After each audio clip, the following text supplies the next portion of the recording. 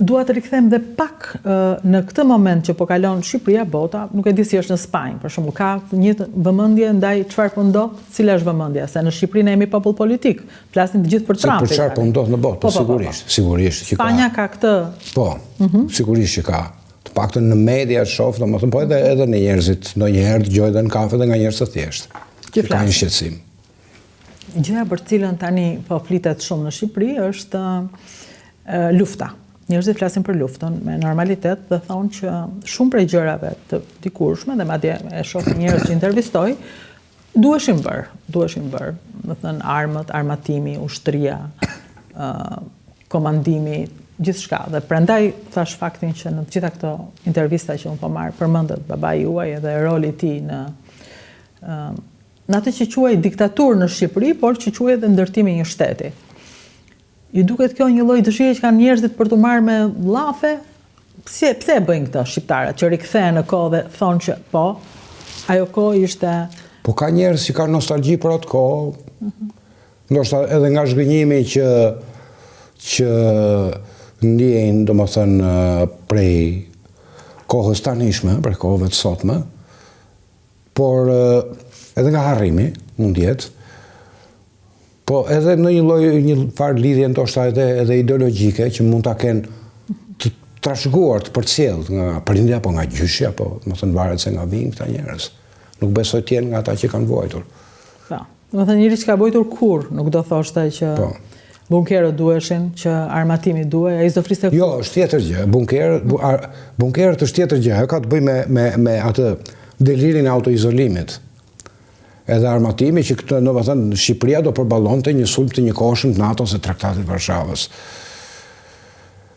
Ajo është edhe për të krijuar një lloj psikoze, po edhe për të induktuar vetes një lloj psikoze, do thosha unë. Po sigurisht një vend duhet të armatohet, po atëherë ishin kushte krejtësisht të tjera, nuk ishte Shqipëria, domethënë që do përleshej me NATO-n e me Traktatin e Varshavës, nuk ishte tjetër konjunkturë. Kurse tani Shqipëria është në NATO, po është tani problemi është i armatosjes së Europës. Ju duket sikur po rikthehet një kohë, domethënë sikur po dëgjon një lajm që ke pas dëgjuar para shumë vitesh, sikur je një i rilindur në një trup tjetër dhe po jeton një kohë armatimesh. Çfarë përjetimi keni ju kur dëgjoni? Më tepër se sa atë kohë, domethënë të armatimit në kohën e komunizmit, më tepër më çon në një kohë historike më të hershme që unë nuk e kam jetuar, në vitet 20-30 shekullit kaluar. Jo në Shqipëri, kudo? Në Europë. Në Europë. Po. E ndjeni, domethënë. Po, është evidente, nuk është, domethënë është me gjërat që thuhen nga shtëpia e bardhë sot, me përkrajen që kanë dhe me rritjen e partive, domethënë fashiste, neofashiste në Europë, me simpatin që kanë një pjesë e këtyre, domethënë partive neofashiste, për një autokrat si Putini, për shembull. Është janë kohë të vështira për demokracinë. Për shembull, mbyllet zëri i Amerikës. Si vjen kjo për ju? Si lejnë? Po, edhe kjo është një shenjë që është fundi i një kohe, domethënë. Dhe kjo dëmton dhe Amerikën shumë, se forca e Amerikës nuk është vetëm fuqia ushtarake. Amerika sa luftra ka humbur me shtete shumë më të vogla. Është ajo që quhet soft power, domethënë fuqia të rreqëse që ka, që është dhe Hollywoodi, është Broadway, janë shumë gjëra, domethënë që e të rriqnin. Është edhe mirëqenia, është edhe kultura, gjitha këto. Si mund të vinim në këtë ditë? Në rejetesës amerikane. Si u erdhët në këtë ditë? Ky është muhabet i gjatë, ky donte një emision tjetër. Me dy fjalë do thosha që është po ajo që po ndodh jo vetëm në Amerikë, edhe është kudo sot që fryn një erë e tillë.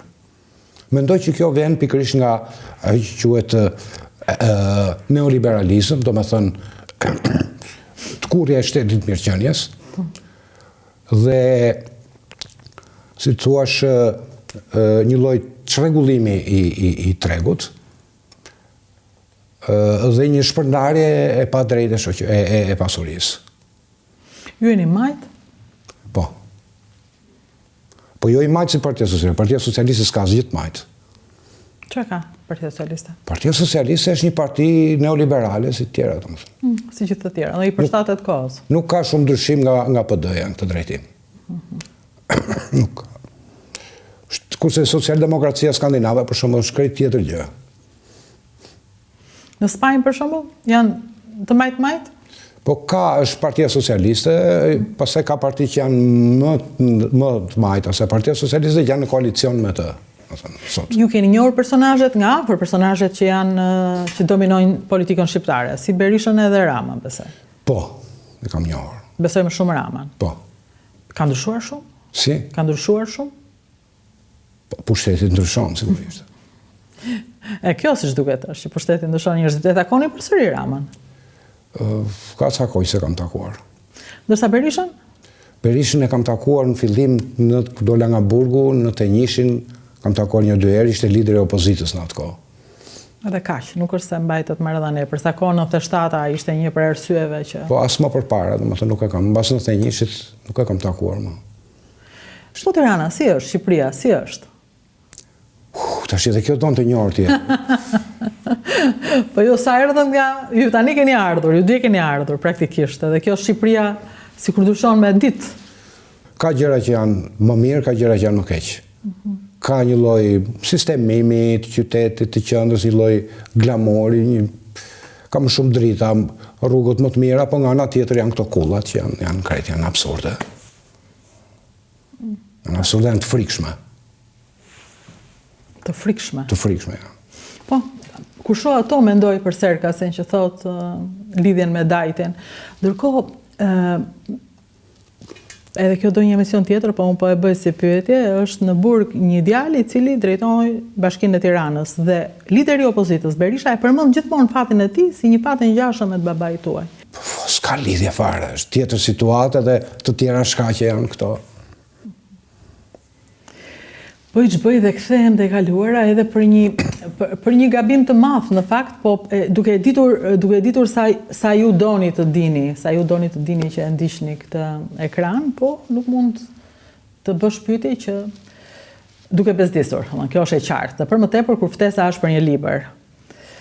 Po ne gjejmë mundësinë për ta përdorur edhe letërsinë për të folur për realitetin. Po letërsia në fakt nuk ka lidhje me realitetin. Çfarë është letërsia? Çfarë është letërsia? Letërsia në radhë parë nuk është që pasqyron realitetin, po e merr realitetin si pretekst dhe bën një parodi të realitetit. Letërsia është kërkimi i qenies, i misterit të qenies. I misterit të shpirtit njerëzor dhe i qenies si të tillë. Duke lexuar dhe shkruar, e keni gjetur ju? Duke lexuar dhe shkruar, ju e keni gjetur misterin? Ai nuk gjendet asnjëherë. Ai në një farë mënyrë përjetohet. Mund të thuash. Nuk mund të gjendet në mënyrë që ta shprehësh me fjalë, të thuash është kështu, është kjo, është kjo.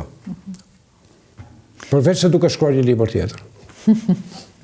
Më thënë, e rëndësishme është rruga, ajo është ajo që na knaq, që na mbush, që na pëlqen. Shkrimtarët që ju tani pëlqeni? Librat që ju po lexoni? Rilexova një libër Danilo Kishit tani. Një varr për Boris Davidovicin. Ju rikthyet? Po. Për ndonjë arsye të veçantë? Për të tretën herë. Për tretën herë? Po. Po është arsye doja të lexoj një libër të mirë dhe rilexova. E njëkohësisht tani jam duke dhënë një seri leksionesh në Universitetin Mesdhetar, politika dhe letërsia moderne, dhe një nga autorët për cilë do flasë është Danilo Kishi, por jo konkretisht për këtë libër. Në universitetin në Shqipëri? Si? Mësime në Shqipëri? Po jap leksionin e një nga Universitetin Mesdhetar. Dëgjojnë për letërsinë të rinjt e TikTokut? Ata janë të vëmendshëm, ata që vinë në kursin tim janë të vëmendshëm, që vinë leksionet e mia. Kanë pyetje? Po, sot kishte pyetje, ishin interesante. Për letërsinë vetëm? Më tepër ishin përgjigje, që i bëri një profesor, se sa pyetje. Po kishin të bërë me estetikën më tepër. Më thënë, janë të vëmendshëm, ndryshe shpendojmë ne që rinia e TikTokut e zhurmave, ata njerëz që ju ata që kanë ardhur atje janë të vëmendshëm. Të vëmendshëm. Ose interesante. Ju falenderoj shumë për këtë. Faleminderit juve që më ftuat. Faleminderit dhe ju uroj shumë fat librit tuaj. Faleminderit. Ky është libri, është Merimanga dhe Pasdekja. Uroj që ta merrni edhe ta shijoni. Faleminderit.